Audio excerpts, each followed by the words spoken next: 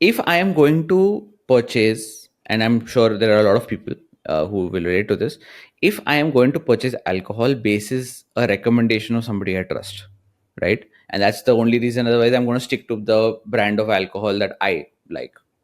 That only when I'm going to try out something new if somebody recommends it to me. Why are alcohol companies still advertising? Good question. And I'll actually answer that with a question. I'm going to answer it, of course, with an answer as well. But let me ask you a question first. The whole point is, if you think about beer, I think beer is something which is pretty commonly consumed, even as alcohol. People initiate themselves with beer. Hmm. But if you think of beer, what are the top, let's say, three brands or four brands that come to your mind? And this is companies. What are the top three or four companies that come to your mind that sell beer? So, I mean, I think of course it's regional wise as well. But let's say, for Sure. example, if you're in India, it's probably your Kingfisher, which is probably Kingfisher Industries.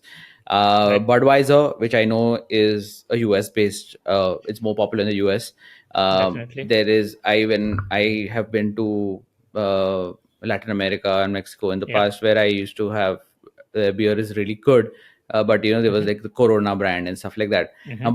But for a fact, I know for a fact that, let's say, for example, uh, the biggest alcohol company is AB InBev, and Fair. I think I'm right that Budweiser, Corona, all are owned by AB InBev, if Exactly. I'm not right. So that's Yeah. the time that's the point I'm putting forward. When you think about beer, most of the brands you think about are either owned by or subsidiaries of a very small set of companies. To the extent that in today's day and age, the top 10 companies in the world when it comes to beer control 70% of the market. And there are, I mean, these are estimates, of course, but there are easily 15,000 companies selling beer, But out of that, you're saying right? only 10. 15,000 companies. And out of them, I'm saying that 10. Chalo, 15,000 may say, if you say that, some will be subsidiaries, some will be mom and pop shops, reduce 30% of that. I'm happy to do that, saying that, somewhere through something or the other, these top 10 companies have a controlling stake. 10,000 beer companies in the world. But only the top 10 control 70% of the Set of the market. That is the market. sort of domination they have. And similarly, for distilled spirits, okay. Now, beer is one category of alcohol. Distilled spirits or hard drinks and all. The other category. Once again, the top 10 over here control 40% of the market. And we have 3,000 different companies selling distilled spirits.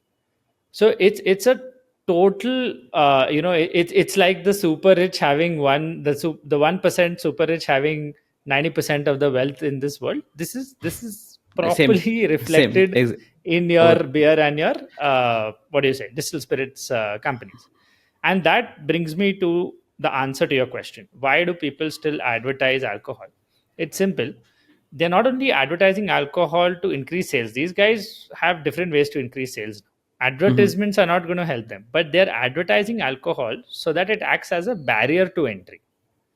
It Oh, becomes a way to not let newer brands come in the market. It becomes a way to retain that landscape to yourself because you have the dollars. so you're simply saying that, let's say, for example, I launch a beer today. Okay. And I want to say, I want to go the traditional way where I want to market, I want to advertise on your normal, on the broadcast channel, so to speak, Yeah, yeah, yeah. or which stream, or your top streaming companies or whatever that allow advertising, right? Uh, Right. you're saying that even if I have the budget, I will never be able to compete. The budget will be so high because of the fact that majority of the sort of airwaves, so to speak, have been already uh, captured by these top 10 companies. So there's no Correct. space And only to advertise my company. absolutely, there's no space, and it's not only traditional means. Your airwaves, your TV. You go on to a little bit more modern advertising as well. You go on to Google. You try your cost per click for any of these common words. You type SEM. vodka. You type beer, and you see the It'll just be CPC in Google when you want to try. If you want to try and list your brand, if someone types beer and you want your brand to come on page one or page, even the first 5 pages of Google for that matter. And I know hmm. they have the endless scroll, but go Yeah, page by got it. page. Yeah.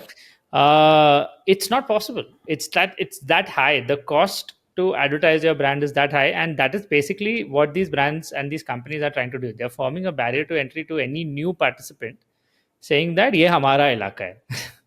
And Got if it. you try and come in this and try and come in and try to cannibalize our market share, it's not possible, at least not through the might of money and advertising.